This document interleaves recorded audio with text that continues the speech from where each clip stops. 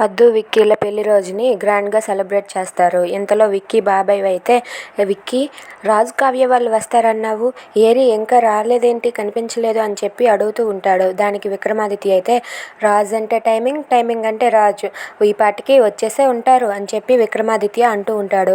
ఇంతలో డప్పులతో డ్యాన్సులతో రాజు కావ్య అక్కడికి దిగుతారు. ఇక వాళ్ళిద్దరూ అలా దిగి డ్యాన్సులు చేస్తూ స్టెప్పులు వేస్తూ అలా వస్తూ ఉంటారు. అది చూసి విక్రమాదిత్య అయితే, అదిగోండి బాబాయ్, రాజు కావ్య వచ్చేసారు అని చెప్పి అంటూ ఉంటాడు.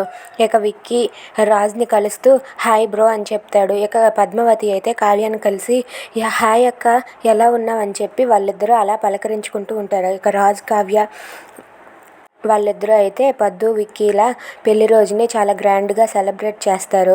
ఇక పద్మావతి, కావ్య డ్యాన్సులు వేస్తూ ఉంటే విక్కీ అలాగే రాజ్ వాళ్ళిద్దరూ కూడా స్టెప్పులు వేస్తూ డ్యాన్సులు వేస్తూ ఉంటారు. ఇక కావ్య అయితే పద్మావతితో హ్యాపీ యానివర్సరీ అక్క అని చెప్పి విషెస్ చెప్తుంది. దానికి పద్మావతి థ్యాంక్ యూ చెల్లి అని చెప్పి అంటుంది. ఇక రాజ్ కూడా పెళ్లి రోజు శుభాకాంక్షలు బ్రో అని చెప్పి అంటూ ఉంటాడు. దానికి Vikramaditya thank you so much, మీరు ఇక్కడికి వచ్చినందుకు ఇంకా థ్యాంక్స్ అని చెప్పి అంటూ ఉంటాడు. ఇంతలో కావ్య ఇలా అంటూ ఉంటుంది, ఇంకెందుకు ఆలస్యం, పదండి గ్రాండ్గా సెలబ్రేట్ చేసుకుందాం అని చెప్పి అంటుంది. దానికి రాజు కూడా, ఇక ఆలస్యం దేనికి, పదండి, ఇక్కడే కూర్చుని ఉంటే అవ్వదు కదా, మొత్తం గందరగోళం చేద్దామని చెప్పి రాజు అంటూ ఉంటాడు. అది విన్న విక్రమాదిత్య అలాగే పద్మావతి వాళ్ళిద్దరూ కూడా చాలా హ్యాపీగా ఫీల్ అయ్యి అలా సరదాగా గడుపుతారు. Thanks for watching friends, please subscribe our channel.